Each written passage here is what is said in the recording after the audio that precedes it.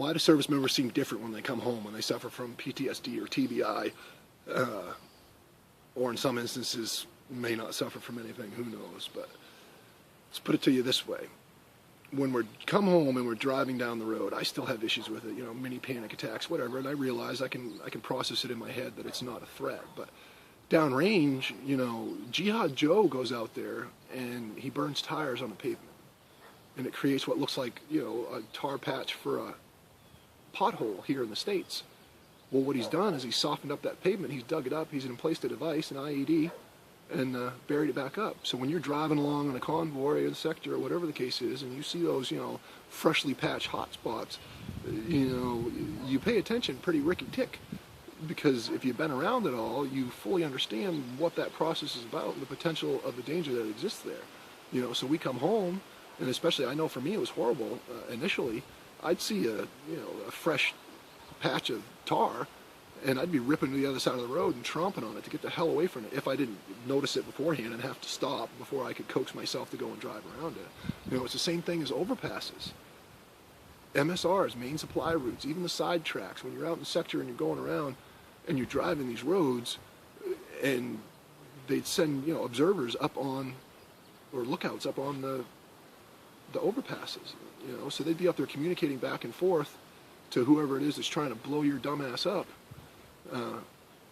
from that overpass on a cell phone.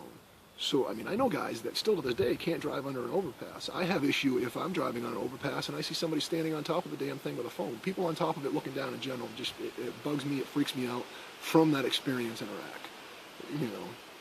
My wife hates it. I have a very short temper with my children. When they start going all hairy-carry, screaming and hollering, and whether it's good, bad, or indifference, I can't handle it. I still to this day can't handle it. It drives me nuts. Why does it drive me nuts? Well, think about it, folks. I was downrange. I dealt with a bunch of pediatrics, okay? Small children, anywhere from the ages of, I think the youngest was probably 18 months, 2 years old, all the way up to, the ages of my children then and now. They're burnt, they're shot, they're blown up, whatever the issue is, they're having a rough time. They're screaming and they're hollering and, they're fighting back or whatever the case may be. So when you hear that commotion, being a veteran, especially if you've been in a situation such as that, yeah, your response is going to be to, shut it the hell up, shut it down now and be done with it because you're driving me nuts. That's a little clue in on that fact. If it helps anybody, I don't know. It's the same thing, I live up here in the valley, and when I came home, it seems predominantly that a lot of our small, mom and pop stores and things like that, they've been bought out by people of Middle Eastern descent, and there's nothing wrong with that. They're predominantly Indians. They're not necessarily Muslims or whatever the case is, but still, they have that darker skin tone. Am I racist? No, I'm not racist. I'm just programmed, if you will. It's hard set in me. So for the longest time, I couldn't go shopping.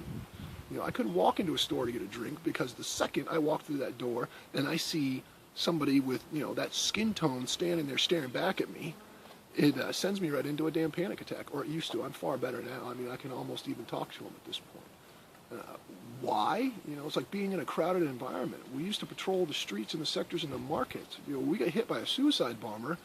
We probably drove right by him or walked right by him, and he came a block over from the market after seeing us and detonated himself trying to kill us, So crowded places, I don't like them. I don't like them at all. People of Middle Eastern descent, again, I'm not racist, but when I see somebody of that skin tone, that makeup, and they're walking around, they're clean shaven, they smell to high heaven of perfume, I'm not thinking here's an individual who's trying to present himself in a nice fashion. I'm thinking, holy crap, here's somebody who's prepared himself to go meet Allah and get his virgins, because downrange, that's what they do. Generally they'll grow their beards as part of their faith. So when you see them clean shaved, and especially when they smell to high heaven of, their perfume or cologne or whatever you want to call it, you take notice real quick, because generally it means that they're preparing, they've cleansed themselves and they're getting ready to be a suicide bomber or a martyr of some sort. So it makes you take notice real quick. It's not by choice. Like I said, it's hardwired, it's programmed. That's how I survived, just like everybody else. That's why we react in those situations the way we do half the time.